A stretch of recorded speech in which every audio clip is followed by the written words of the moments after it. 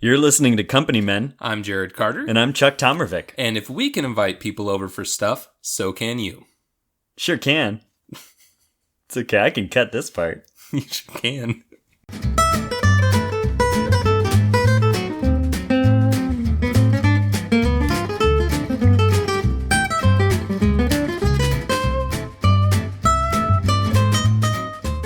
I don't know what that was.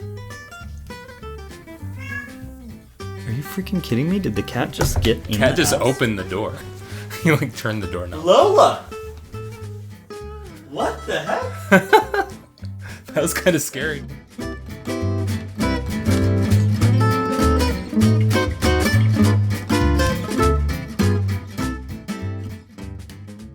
Hey Jared, I want to say you brought me something, but I don't see any gifts in your hand. I brought this here. No, surely you didn't bring that for me. Chuck, we've gotten a reputation for being people of a higher class, and that's just not us. Is that true? Oh, people all the time. Jared, tell me about your Rolls Royce and things. Yeah, I have noticed that. People have been coming up to me and asking if they can go for a ride in my private jet. Yep. Sometimes. So it's happening to you as well. Yeah, it's also happening to me. What people don't know is that we're actually men of the woods, as it were. Real wild boys. Real wild boys. I grew up in the woods of Coolidge, Arizona. Yeah. Which is mostly desert woods. I didn't. I grew up just in like a suburb. All that to say, what Chuck is reacting to is I have brought Chuck a bottle. It's a beautiful bottle. It's blue. It has a little bit of silver on it. Yep. It is a bottle of Bud Light Platinum. Right. Usually you bring me beer. Correct. And today you brought me this. I brought you Bud Light Platinum. Right. The finest of platinum beers. I've never drank this myself. Right. And I don't believe that I ever will. But I thought it would be they're not. It's. I think it says on the label not fit for human consumption. I think it says that as well. We're playing along. This is a game we do. Because it's a podcast. We pretend a funny thing is on the label. But it's not there. So this is triple filtered. Say no more. Let me just ask you, how cold is it? It's cold enough. No. I only drink the coldest of beers. It's cold. It's not that cold. Oh, good. I wonder if it has a twist-off cap.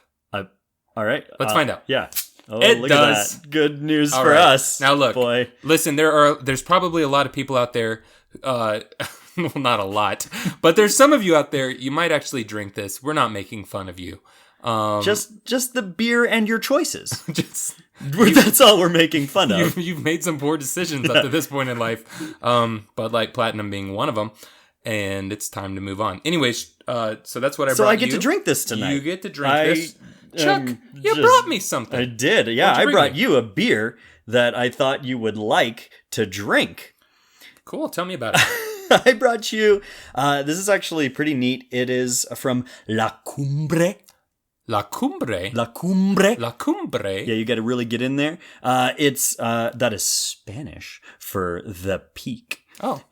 It is La Cumbre Brewing from New Mexico. This is the Red Riot. Riot, I think it's pronounced riot. It's spelled Riot, which is a play on words. It's a red rye, very tasty beer. It was my favorite beer that I had this week.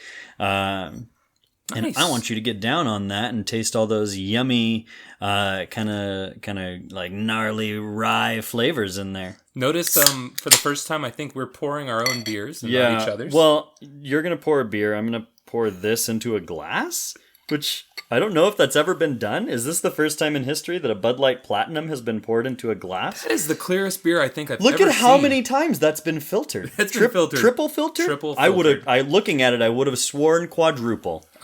It's gone through a pool filter. Cigarette filter? Cigarette filter. And a coffee filter. And now I'm going to filter it right through my gullet. Yeah. All right. Cheers. Yeah, I can't wait. Let me watch. Mm-hmm.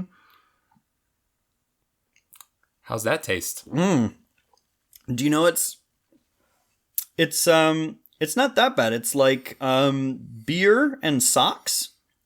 You know, can I try it actually? Yeah, I'd like to taste that. Feel free to just trade. Not gonna happen.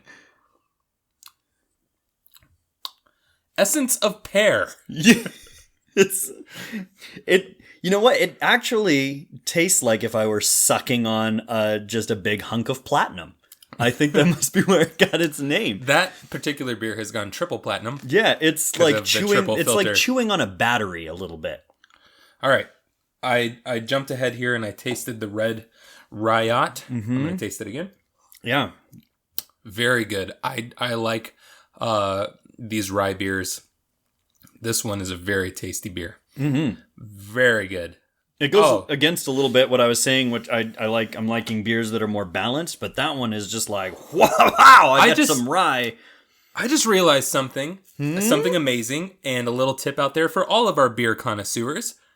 Drink Bud Light Platinum before you taste another beer. This is not sound advice. No, this is great advice. This is not sound advice. This beer, I'm not sure that in any other context it would have been my favorite beer. Currently, my favorite beer in the world. Here we go. So, beeridiot.com, Jared's review for Red Riot from La Cumbre Brewing, which is a fine brewery that worked very hard on it, is tastes really good, pairs well with Bud Light Platinum. I wouldn't say pairs well. I'd say follows well. Follows well a Bud Light. It follows good Bud Light Platinum. Follows real good. Yeah, Chuck, what would you drink that with? I would drink this with a suicide note. That's dark. Got dark real fast. Yeah, this is what this is doing to me. It's the rest of this podcast. Yeah. This is the Chuck you're getting. So, yep. That is really just not good. It's just so... It looks like fizzy apple juice, but what is and tastes like fizzy apple stems. Somebody, makes a lot of money off that beer, and that's really good for them. Yeah, good for them. Way to go, you Bud. Guys! This Bud's for you. All right. Well, this is going saying anymore. This is going nowhere fast. Yeah. What do you want to talk about now? I want to talk about. The last time you done really messed up, besides serving your good friend a bad beer, let's get into your kitchen. All right. And find out the last time you done did a bad in there. Yeah, I want to talk about this. So, we've tried to make it very clear from the very beginning that a hosting company is something that anyone can do. And that we all make mistakes. This isn't perfect for anybody. It doesn't work out perfectly for everyone. And we're among those that it doesn't work out perfectly for.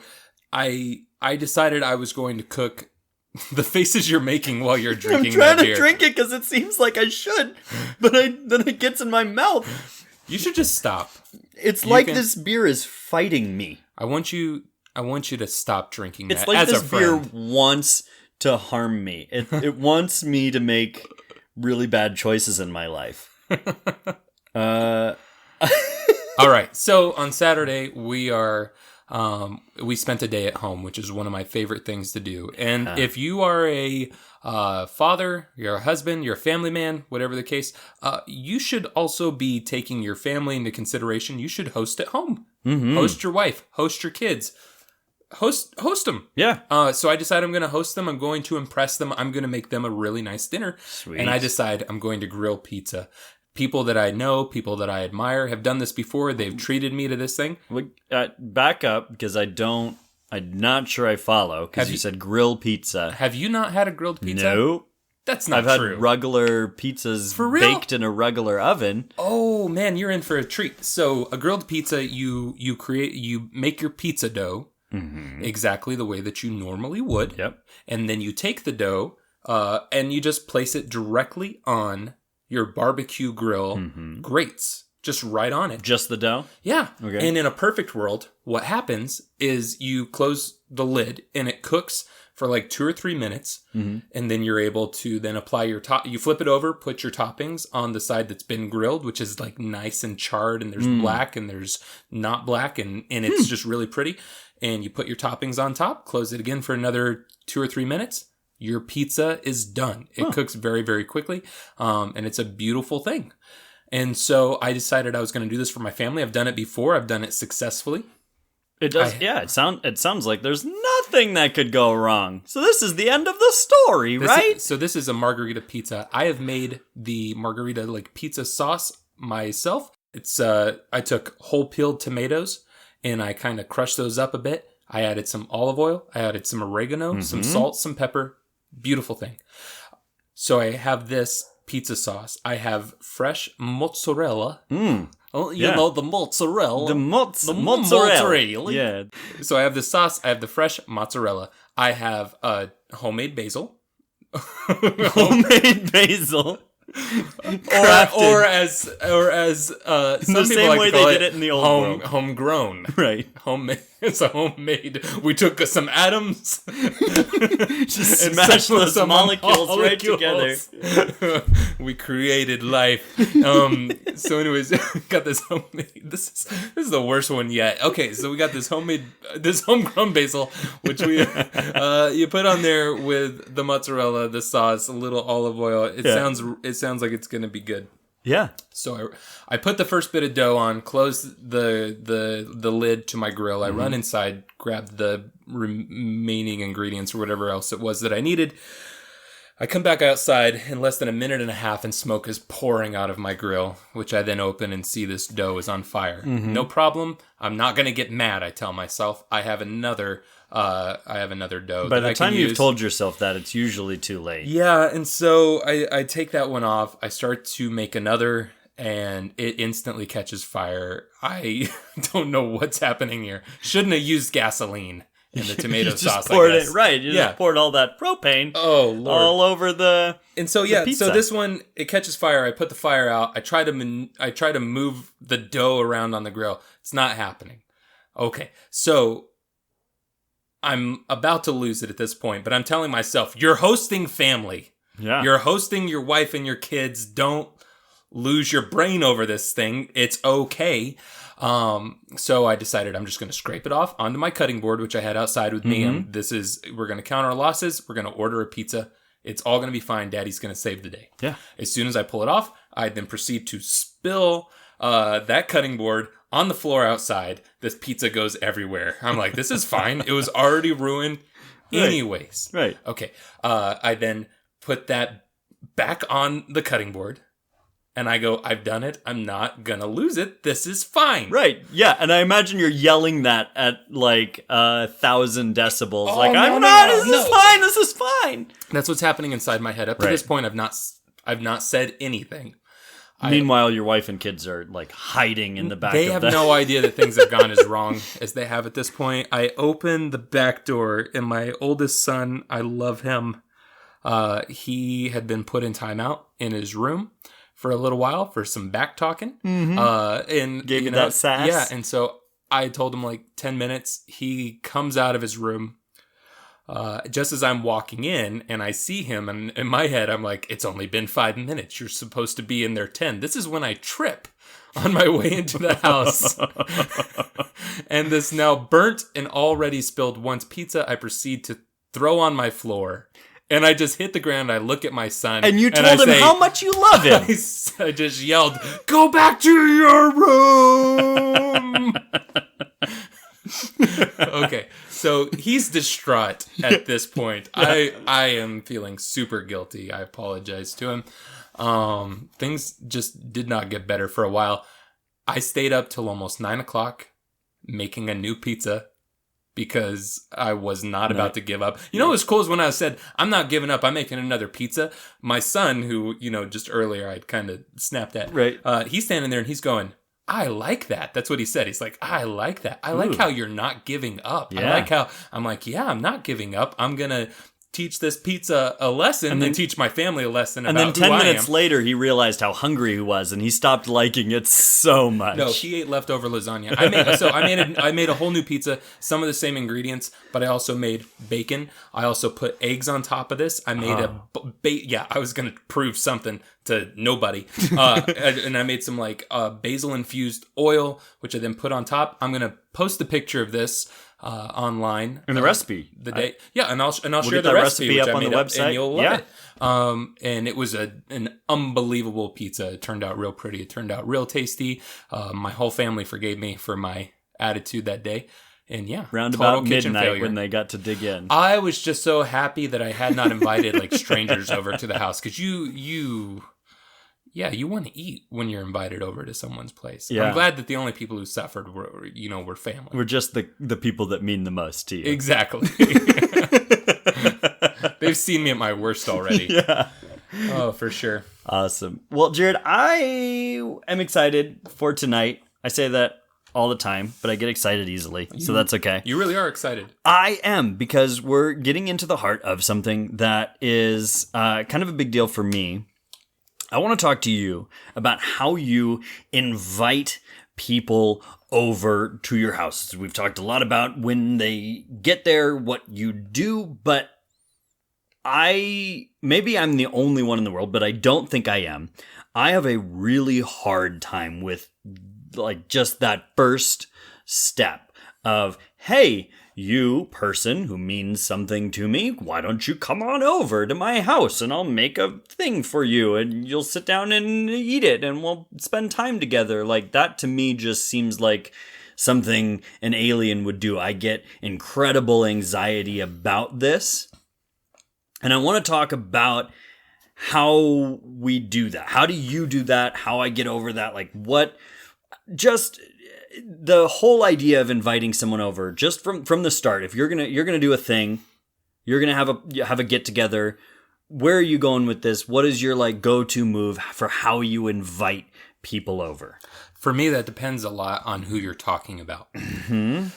So let me ask you a question before I answer your question. Mm-hmm. Who do you normally invite over to your house? I've been over to your house quite a few times, and there's usually an array of different folks. Some are family, it appears. Some are not. How do you decide, I want to invite you into my home? Okay, yeah, you're digging right into like my little stressful space, which is that Sure. I don't know how to decide who to come over. So usually I just invite everyone that I've ever known ever. Just a whole everybody.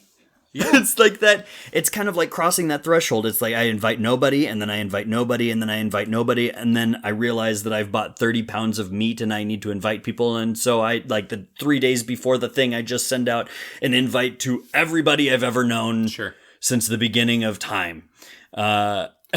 So no, I'm right there. I'm right there with you. I get such a weird group of people, which ends up being really neat. I really like that. But I don't know how to decide who is supposed to come over for a thing. Okay, so a few things I would say about that. One, I think one of the things that we have in common, I have two groups of people that I invite over, and it's kind of possibly similar to what you do. I invite over either, if it's one person or a couple people, like 1 to 2 to 3 people, they're people that I know really, really well.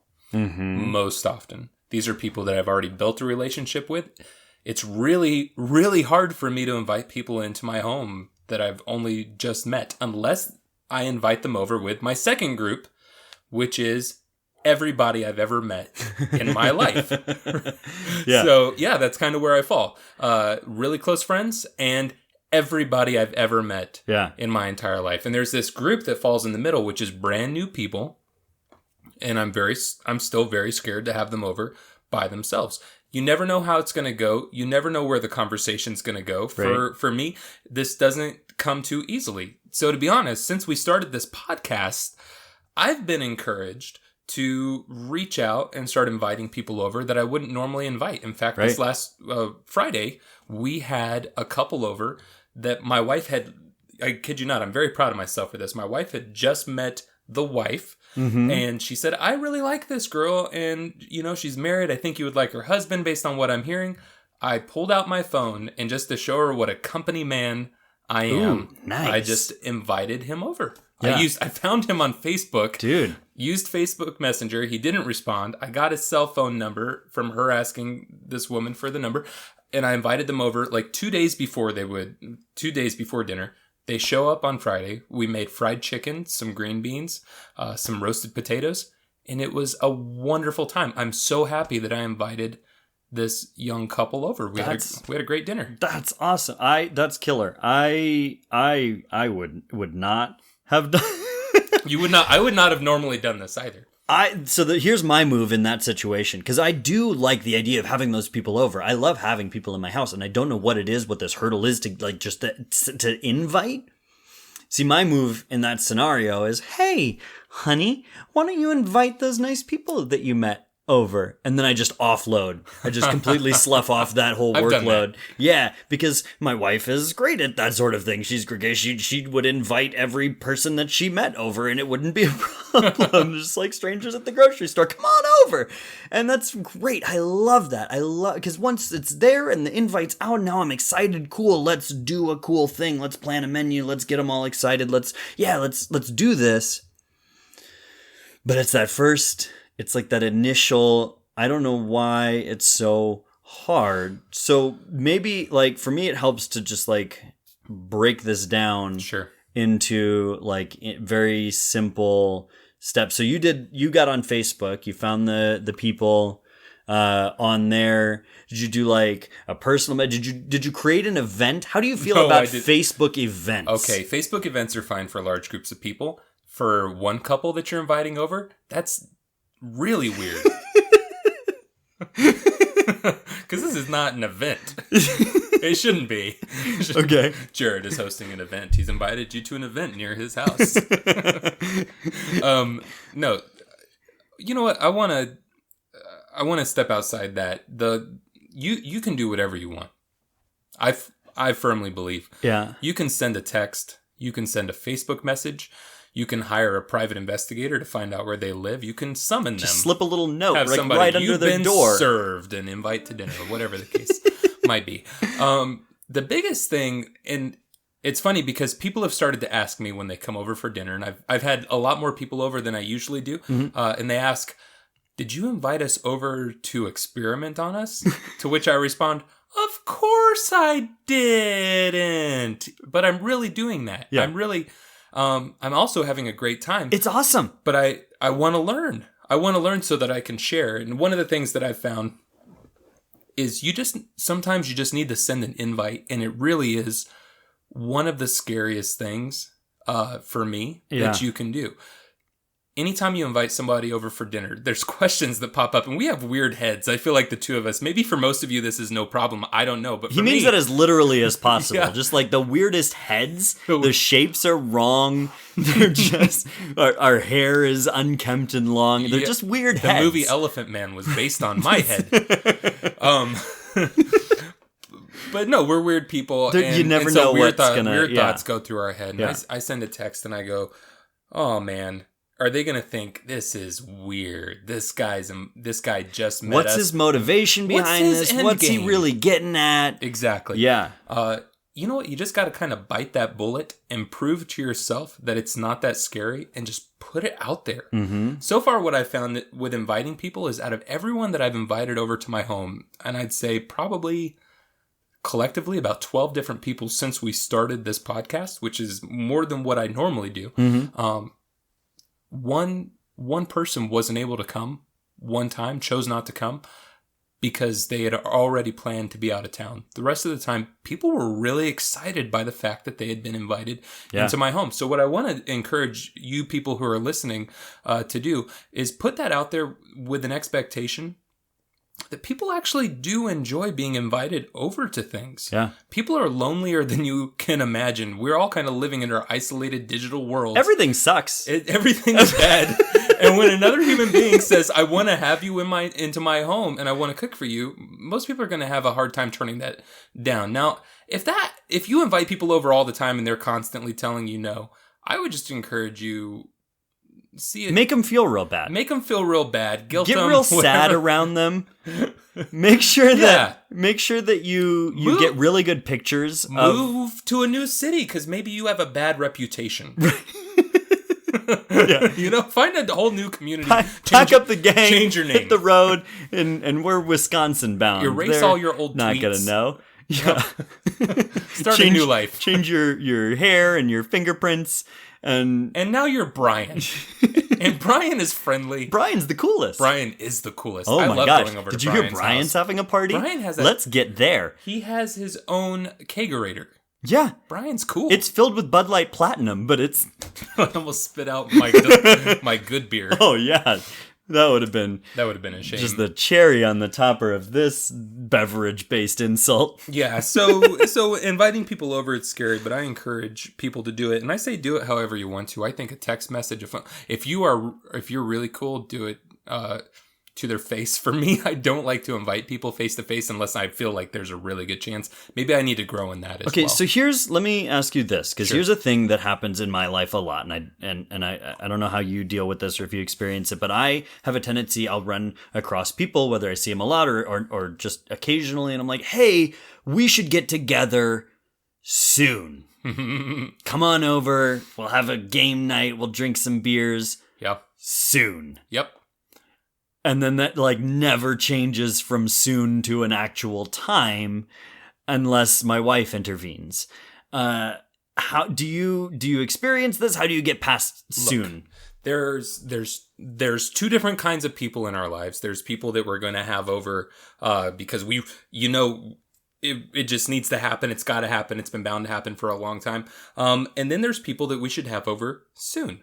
And what I would encourage you to do... these are people I do want to have over, though. They genuinely are. No, I really do want to true. do a thing with them soon. I would suggest... I just don't know how to make it from soon to a real time that will happen. I would suggest writing down these names somewhere. Writing down these names on a piece of paper, my have you over soon list, and then have a having over soon spaghetti dinner. Or barbecue or something else where you make a lot of food for a lot of people and invite all of these people over at the same time. You know what's fun about inviting soon friends? I love inviting people over from different walks of life because they all come into the house and then it's awkward for all of us. It's not just me, it's them too. They're encountering brand new people and they have to learn. I think that's a good way to do it, and I've done that in the past. I need to have you over soon. I need to have you over soon. We should get together soon. You all come over on the same day. Instantly, all those people that I said I was going to have over soon, I had them all over. Time to start a new list. Nice. I like the idea of them being strangers, and I do end up doing this a lot. And I've even something that I've done recently, and this helps me in several facets, is I've started telling people when I say, hey, we're going to do this thing on this day, and they say yes, I tell my guests to invite people. Oh yeah, and that takes a lot of the burden off of me. Because I want people, and then I end up with complete strangers in my house, which is this is why 100 people are at your house every time I come over. I come over and there's so many people, and I see people that I've seen at work, and I'm just, wow, Chuck invited them over, and it's awesome. And it's actually really cool. And there's people that I've known for years, there's people that I've known for weeks, and there's people that I've never even met. And sometimes people will come through my house and they'll spend 2 hours there, and I won't even get a chance to say hi to them, and then I feel terrible. But yeah, I feel like it puts everybody on the same level playing field. I love it. So even a bunch of these people are strangers to me, so you feel a little more comfortable, and it takes a lot of the burden of inviting people off of me. I don't know. I have no idea how it makes those people feel, but they seem to have a you relatively kind of experienced good time. this recently. I had a barbecue. I invited you over, and that was a little bit of was one of my I'm going to have you over soon barbecues. Right. Which you showed up at. And there was some people who were very new to you. You were new to some people. Oh, I didn't know anybody there. We invited a coworker. How was that for you? It was neat. It was great. I had a good time. I would have enjoyed it more if I was at my own house. That's true. Yeah. That's the best thing about hosting is having it at your own house. You just are at home. Yeah, you're at home. It's my favorite place to be, and now I'm there. Home court advantage. Yeah. Absolutely. You just score all the buckets on your guests. My favorite point of that entire get-together was at the end of the barbecue when people were clearing out, and I was glad that you and another friend stuck around for a little while, and we were talking, and I said that one of the guests who had just left worked for Monsanto, and your reaction was priceless. You were just I mean, on the one hand, I was you were super bummed. I was bummed because I really want to talk to you a lot about that, but on the other hand, I was glad that I didn't know, because I wouldn't have talked to anybody else about anything else. He probably would have loved it. He's a genuinely kind-hearted person, which is really cool. So, we got some questions pouring in.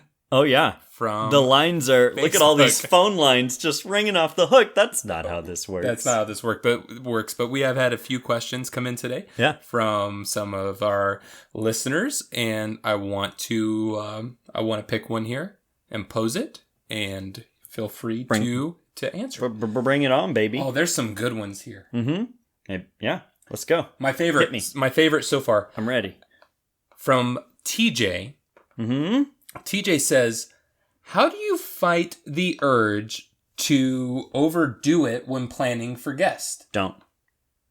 I've had a hard time telling myself that enough is enough, and oftentimes a simple dinner becomes a multi-day engagement for me. Perfect. Yep. Do it. Yep. Answer it. Yeah, I don't fight that urge. You don't fight that urge. I don't fight that urge even a little bit. I was just saying last night, there are things that I want to, like, that I will be cautious and thrifty and will, like, really pay attention to and plan a budget for and really, approach with a sound mind and really bring that level of caution to. Yeah. This is not one of them. It's not one of them. It's not. I don't have a budget for these things. I don't have as many people, as much stuff, as big as like the menu. I end up not sleeping the night before a party because I plan too many things to make. You're absolutely not qualified to answer this question. No, I am. The answer is you don't. You just do your thing. If you have that urge, do it. You just embrace it. And then try not to go broke or make enough food so that you have leftovers for the whole week. And then you're good. All right. I'm taking this question from you. TJ, I feel like I can relate. I like to go, just like Chuck, above and beyond when I have guests over. And think of it this way, and I've done this, okay? So you're having people over. You take 5 or 6 different recipes. You find the hardest ones that you can make. And you pour so much money into it that there's no money left over by the time that you're done. You're so exhausted. You're so stressed out. That can be really fun. And I have days that I do that too. But if you want to make hosting company a fairly consistent thing, and you are living on a budget, and you are the type of person like myself who has a finite amount of energy, I would encourage you to do this. If you're making 4 things, 5 things, make 4 of them really, really simple and make 1 of them hard. When I just had a barbecue recently and I made homemade ice cream sandwiches. They were the bomb. They were cool. They were so cool. I made coleslaw. I made a roast. I made a bacon thing. I made a lot of things. And what people did, I had a blast. I had such a great time once everything was done. What people didn't see on the front end of that was just me dying. And I enjoyed it, but there was this part of me, and you just need to hear it. There's nobody that you have to impress. There's nobody that you need to prove anything to. Have people into your home. Yeah. And make one thing. Make one thing from scratch. Make it hard. Whatever. And if you choose not to even do that, that's fine. That's you, right? But if you're just prone to going overboard, tell yourself, I'm going to make this one thing. The rest of it, I'm going to buy at the store. It's going to be pretty simple. And believe that people are still going to appreciate that and enjoy that. And it's going to set you up to continue having company over for the long haul. We don't want this to be a phase for you. We want this to be a lifelong endeavor. Yeah. So yeah, as much as you can, scale it back and just know people still enjoy it. And honestly, people kind of enjoy it when they come over to your house and you're not dead. That's right. True. Being able to still talk is a really good quality of a good host. We have both had people over and gone into our rooms, at least I have, and just laid down for the first hour. Just going to disappear for a minute. Just going away. Talk amongst yourselves. Yeah, and that's not a great hosting experience. All right, I want to ask one other question, Chuck, because I feel like this one is near and dear to your heart. Absolutely, give it to me. Abigail asks, suggestions for dealing with the heat. Our house seems too hot to host. Yep. Question mark, question mark, question mark. That's it.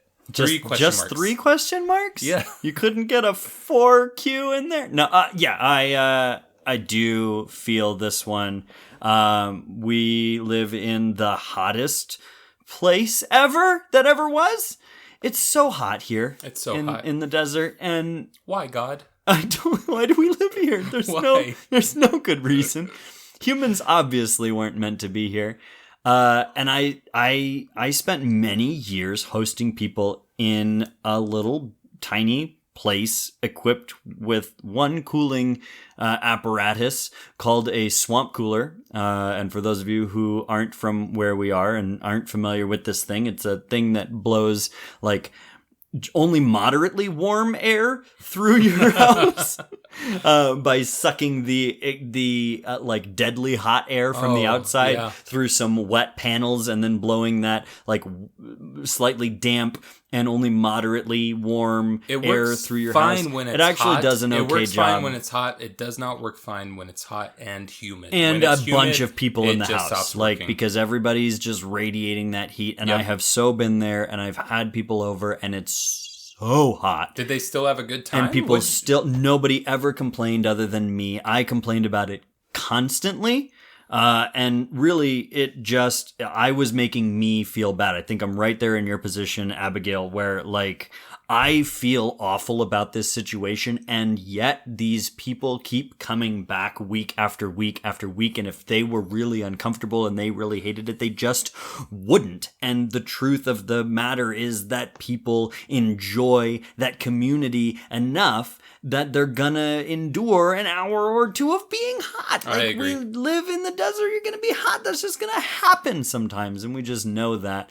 The other practical recommendation that I can make for you is $15 fans on Amazon.com. Stock up as many of them. I just bought one fan every month when I was like super on a budget. Just one $15 fan every month for like 6 months so that I could just position these around the house so that I could, survive and live in this place. But then also when everybody came over and they were all in this communal space and generating heat and like starting to melt, I could plug in all 6 fans at strategic points around the room and just blow air on people, which helps a lot. That does help a lot. So $15 fans on Amazon, that's where you want to go. A couple other pro-life tips. 1, let your guests know that your house is hot. It's not nearly as bad whenever you set up expectations.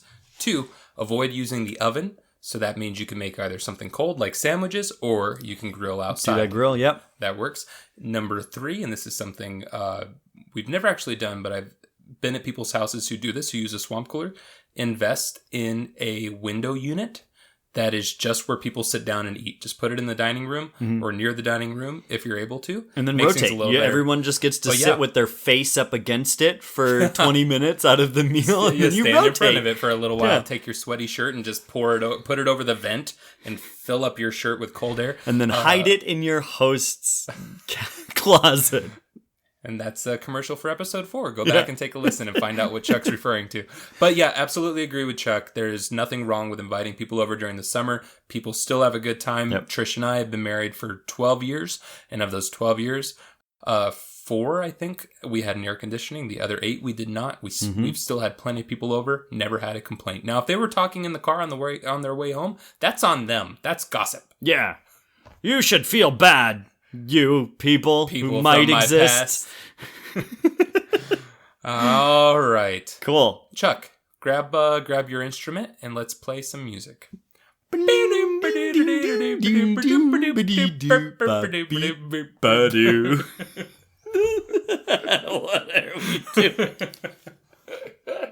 There's real music, though. We have music. Yeah, I know. We don't have to That's do where you that. go. Chuck, let's grab our instrument and play some music, and then you just start playing that piece. No, I'm leaving it. All of this. Can you make it flow into it? No, we're still recording. Here we go. Music starts now.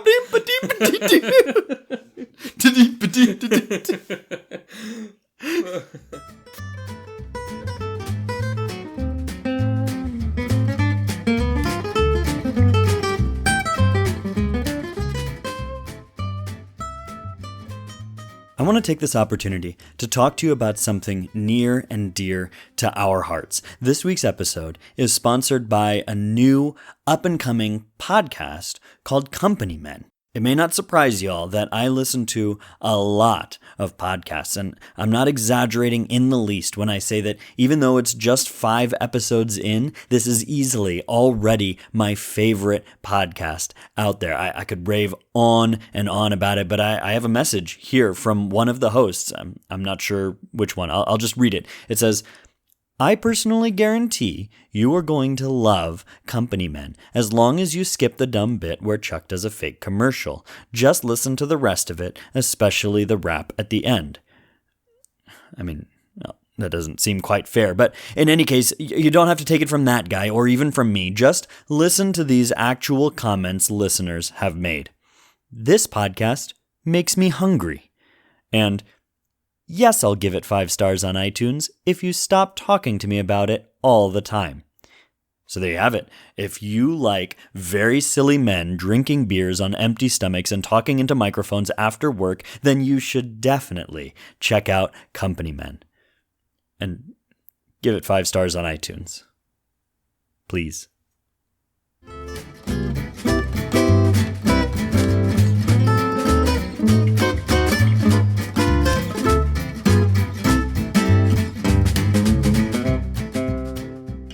Chuck, one of the things that I've been extremely just humbled by, inspired by, it's the coolest thing about doing this podcast is we're actually talking to people, friends, followers on Facebook, people who have been listening to this podcast, applying some of our lessons, which is surprising, to their own lives. Yeah.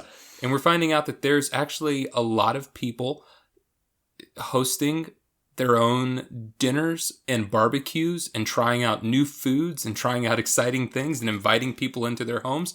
I am so incredibly just humbled by this. It's so exciting. I think it speaks so much to, you got preachy, I'm going to get preachy. I think it speaks to the nature of people that this is such a natural thing for us to do, and we have so much anxiety, like I've been talking about tonight, around some of it, and breaking through that just reveals this incredibly just natural and comfortable nature of this, of having people over, of building community this way. And I love it so much if we can be even a little bit of inspiration for people to take that step and get inspired. We've heard from people who have hosted parties specifically because of this. I can't even begin to express how exciting it is for me to have someone say like, hey, I saw your recipe and I decided I wanted to make that for my friends, and I did it, and it just warms my heart. I want you guys to continue to do this. For those of you who are listening, just feel empowered. We say it as like a tagline and as a joke, but we are ding dongs and we do this all the time, and we just don't even know what we're doing most of the time. And it's so great. Do it. Just go out, invite people, let us know, continue to reach out to us and let us know this. Like, this just feeds my little parts of me that need to hear this. We're more motivated by this, I think, than we are downloads, than we are by ratings and reviews. Send... literally the only thing that could be better is money. If you wanted to just throw a bunch of money at us. That'd be great. But barring that, let us know that you like, if you listened to this podcast and decided to let someone into your very hot house, then please let us know. If you decided to make a weirdo grilled pizza because Jared did it unsuccessfully and you wanted to show him up, let us know. Let us know. It's so exciting. It's so cool. Absolutely agree. Well, Chuck, I think you know what part of the evening it is. Yeah. This is a good time. I'm wearing kind of my country shirt tonight with my snaps. Yep. And so I was thinking, snaps for raps. Chuck is going to beatbox, and we're going to do a bit of a country thing. Yeah, absolutely. I don't know that country beatboxing has ever happened before in real life, but I'm gonna give it a go. I'm gonna give it a go. Google it. Yeah, Google country beatboxing, but do it after I prove that it's a real thing, right? Which is coming up right now. You ready? I'm ready. All right, I'm going to lay it down.